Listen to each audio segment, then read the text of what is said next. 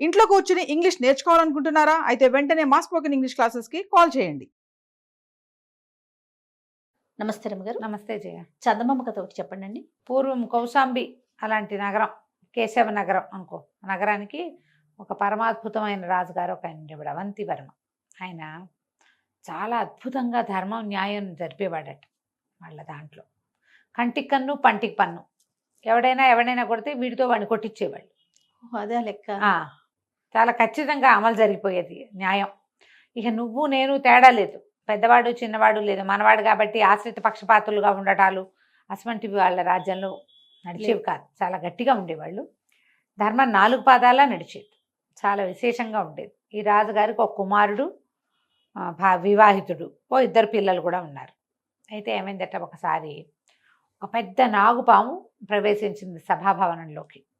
ఎక్కడో పుట్టలు చెదిరినాయో ఏదో అయ్యింది, లేదా ఏదో కార్యక్రమం మీద ఆ పాము వచ్చింది. వస్తే ఎప్పుడైతే ఈ సభాభవనంలో కనపడిందో అందరూ చెల్లాచెదరుగా సైనికులు వాళ్ళు వీళ్ళు లేచారు. పాముని తరమడానికి కొంతమంది కర్రలు తీశారు. ఈ కుర్చీలు అవి జరిపారు. రాజుగారి పక్కన సింహాసనంలో పక్కన కుర్చీలో కూర్చుని ఉన్న రాజుగారి యువరాజు సర్రును కత్తి దూసి ఆ కుర్చీలన్నీ జరిపాక కుర్చీల పక్క నుంచి దాటిపోతున్నంత పొడుగాటి నాగుపాముని 2 తుండాలుగా కట్ చేసేసాడు. కత్తి పెట్టి కొట్టాడు. సగం తెగిపోయింది నాగు, తోక ఇక్కడ ఉండిపోయింది, పడగ పారిపోయింది. ముందు భాగంతో పారిపోయి ఆ నాగుపాము అలా అలా పరిగెత్తుకుంటూ వెళ్ళి రాజుగారి అంతఃపురానికి ఆనుకుని ఉన్న ఉద్యానవనం అడవి లాంటిది ఒకటి ఉంది. అక్కడ ఒక పుట్ట ఉంది, గోడను అనుకుని. ఆ పుట్టలో ఉంది అతని సంసారం, ఆ నాగు తాలూకు సంసారం. అక్కడికి వెళ్ళాడు. వెళ్ళి కొస ప్రాణంతో తన ఇల్లు చేరిపోయాడు. పుట్టలోకి వెళ్ళిపోయాక చూస్తే ఏముంది, నాగు భార్య వచ్చి అయ్యో అయ్యో ఇట్లా అయిపోయిందంటే, యువరాజు నా దారి నేను పోయేదావాడిని, అందరూ కర్రలతో బెదిరిస్తే యువరాజు కత్తి పెట్టి నన్ను నరికేశాడు, నా చావుకు కారణం వాడే. మహారాజు చాలా అద్భుతమైన వాడు అవంతివర్మ, చాలా న్యాయ సూత్రాన్ని చాలా అద్భుతంగా అమలుపరుస్తాడు, కాబట్టి నువ్వు నా మరణానికి న్యాయం చేకూర్చాలని చెప్పి ఆ నాగు కాస్త మరణించింది. మగవాడు పోయాడు, నాగుపాము చచ్చిపోయాడు.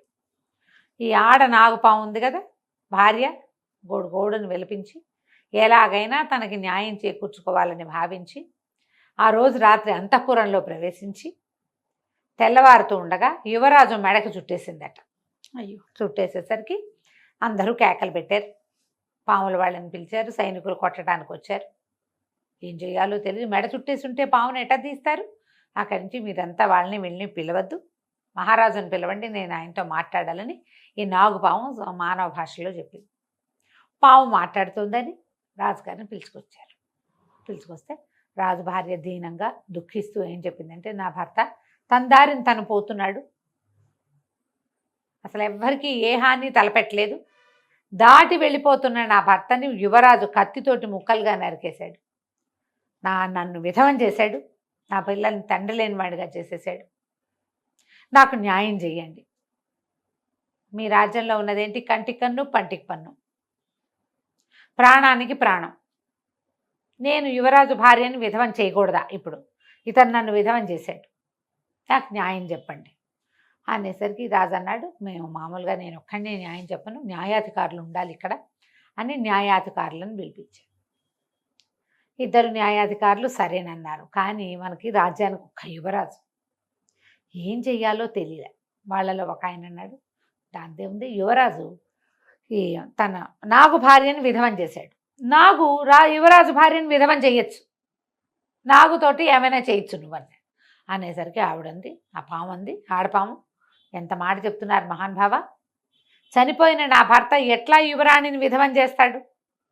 మీరు యువరాజును రక్షించుకోవటానికి ఈ మాటలు చెప్తున్నారు, న్యాయంగా చెప్పండి, మీరు చెప్పేది న్యాయం కాదు. అంతే, చనిపోయిన వాడు ఎట్లా చేస్తాడు?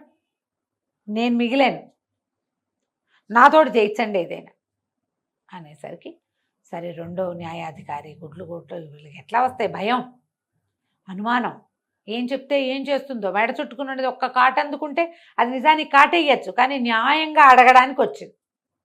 కాటు అందుకుంటే చేసేదేం లేదు, రాత్రివేళ కాటేసింది అనుకో వైద్య సహాయం అందక, కానీ అట్లా కాదు, ఇతను చేసింది అన్యాయం, దీన్ని న్యాయం చేయండి అని అడగడానికి వచ్చింది. 2వ న్యాయాధికారి మంచి తెలివైన వాడు, ఆయన అన్నాడు, అమ్మా తప్పకుండా యువరాజు వల్ల నువ్వు విధవయ్యావు, యువరాణి కూడా విధవ కావాల్సిందే, యువరాజు ప్రాణాలు నువ్వు తీసుకోవాల్సిందే, విధవని చేయవలసిందే యువరాణి నువ్వు. అయితే నీకు ఎంతమంది అమ్మా సంతానం అన్నాడు. రాజు నాగు భార్య తెగ దుఃఖిస్తూ దీనంగా 5 పిల్లలండి నాకు అని. సరే, యువరాణికి కూడా 5 పిల్లలైన ఉన్న విధవని చెయ్యాలి నువ్వు. యువరాణికి 5 సంతానము పుట్టాక వచ్చి కాటేసేయి నువ్వు, మేం కాదనం, ఇదే న్యాయం అని ఒక ఘోషణగా చెప్పారు. నాగు భార్యకి రాజుగారు మాటిస్తున్నారు. యువరాణికి 5 సంతానం కలిగాక ఆమెను విధవని చేసేందుకు నాగు భార్యకి హక్కు రాస్తున్నారు. ఎప్పటికీ యువరాజుకి 2 పిల్లలు. ఎప్పటికి వస్తుంది? ఎప్పటికైనా రావచ్చు. ఆ కాలంలో బర్త్ కంట్రోల్ లేదు కదా. కానీ ఆ తర్వాత పిల్లలు పుట్టాల రాజుగారికి. యువరాజుకి ఏమో పిల్లలు కలగలేదు. రాజుగారు చెప్పి నువ్వు ఎలాగో ఇట్లా ఇక్కడే ఉంటావు కదా, పుట్టలో అంతఃపురపు ఉద్యానవనం పుట్టలోనే ఉంటావు కదా, చూసుకుంటూ ఉండు, మేము కూడా కబురు చేస్తాం, నువ్వు కబురు చేయాలి. 5వ సంతానం పుట్టాక మీరు కబురు చేస్తే నేను వచ్చి యువరాజును కాటందుకుంటాను అని అడిగింది ఎట్టపా. ఆ తర్వాత ఎప్పుడు యువరాజు యువరాణి పిల్లలతో కలిసి తిరుగుతూ ఉండేవారు. ఎప్పుడు 2 పిల్లలతోటే కనపడ్డారు, కానీ 3వ పిల్లతోటి కూడా ఆ పాము ఎప్పుడు చూడలేదు.